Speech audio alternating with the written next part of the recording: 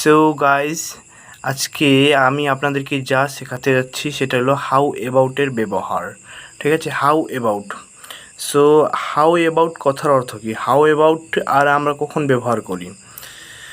তো সিচুয়েশান দিচ্ছি আপনাদেরকে, সিচুয়েশান বোঝাচ্ছি। যখন আমরা কাউকে পরামর্শ দেই, কাউকে সাজেস্ট করি, অথবা কাউকে কিছু দিতে চাই, অফার করি, সেক্ষেত্রে আমরা হাউ অ্যাবাউট ব্যবহার করি। তো বাংলায় বলতে গেলে যেমন কেমন হবে, আজকে বাইরে ঘুরতে গেলে কেমন হবে, অথবা তাকে ডাকলে কেমন হবে, অথবা তাকে তোমার বার্থডে পার্টিতে ডাকলে কেমন হবে, এই ধরনের বাক্য কেমন হবে বলতে গেলে আমাদেরকে হাউ অ্যাবাউট ব্যবহার করতে হবে। তো আসুন স্ট্রাকচার এবং কিছু উদাহরণ দেখে নেওয়া যাক। সো বন্ধুরা, আপনারা দেখতে পাচ্ছেন সবার প্রথমে স্ট্রাকচার। তো স্ট্রাকচার অনুযায়ী সবার প্রথমে হাউ অ্যাবাউট ব্যবহার করতে হবে। হাউ অ্যাবাউট, তারপর অবজেক্ট, অথবা অবজেক্টের বদলে আমরা সরাসরি ভার্ব আইএনজি ব্যবহার করতে পারি। ঠিক আছে, সো সবার প্রথমে উদাহরণ দেখে নেওয়া যাক। আপনি আপনার বন্ধুকে জিজ্ঞেস করছেন, বন্ধু আজকে বাজার গেলে কেমন হবে। So how about going to market today. নাচ শিখলে কেমন হবে, how about learning dance.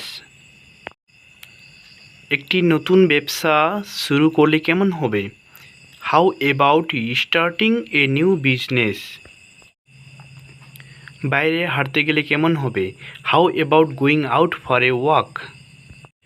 So friends, আপনারা দেখতে পারলেন যে আমি এতক্ষণ হাউ অ্যাবাউটের সাথে ভার্ব আইএনজি যুক্ত করে কিছু উদাহরণ দিয়ে দিলাম, কিন্তু এখন আমি হাউ অ্যাবাউটের সাথে শুধুমাত্র অবজেক্ট যুক্ত করে আপনাদেরকে কিছু উদাহরণ দিয়ে দিচ্ছি, কিন্তু তার অর্থ কিন্তু ঠিক সেম, একই। ঠিক আছে, এটা কোনো অর্থটা পাল্টাবে না।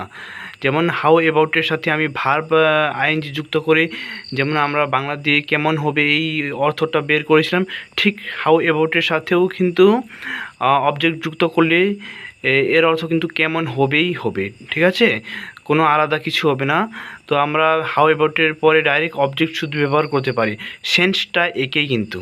ঠিক আছে, যেমন how about a cup of tea, এর অর্থ কি, আপনি যখন আপনার বন্ধুকে সাজেস্ট করছেন যে ও বন্ধু এক কাপ চা খেলে কেমন হবে, ঠিক এইভাবে এখানে খাওয়ার কথা, এখানে আমি ড্রিঙ্কিং ব্যবহার করিনি, তবুও কিন্তু সেন্সটা ঠিক একই। হাউ অ্যাবাউটের পরে অবজেক্ট বললেই কিন্তু এটা সেন্সটা ঠিক ওই সেন্সেই কেমন হবে, অর্থাৎ ওই সাজেশানেই চলে যাচ্ছে। তো আরেকটি উদাহরণ দিচ্ছি। ধরেন আপনি আপনার বন্ধুকে বলছেন, ঠিক আছে, ধরেন আপনার বন্ধুর নাম Suraj. Suraj, you don't eat meat, so how about fish. এই যে এখানে কিন্তু আপনি ডাইরেক্ট বলছেন যে সুরজ তুমি তো মাংস খাও না, হাউ অ্যাবাউট ফিশ। তো এখানে এই হাউ অ্যাবাউট ফিশের অর্থ কিন্তু আপনি আপনার বন্ধুকে সাজেশন দিচ্ছেন, যে আপনি পরামর্শ দিচ্ছেন, আপনি জানতে চাচ্ছেন, অর্থাৎ অফার দিচ্ছেন যে মাছ খেলে কেমন হয়।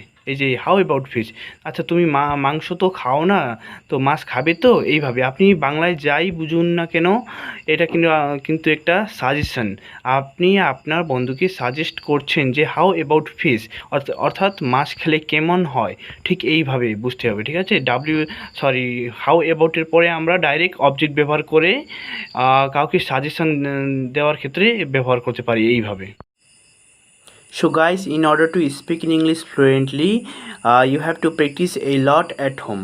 Without practice, you will never be able to speak in English fluently.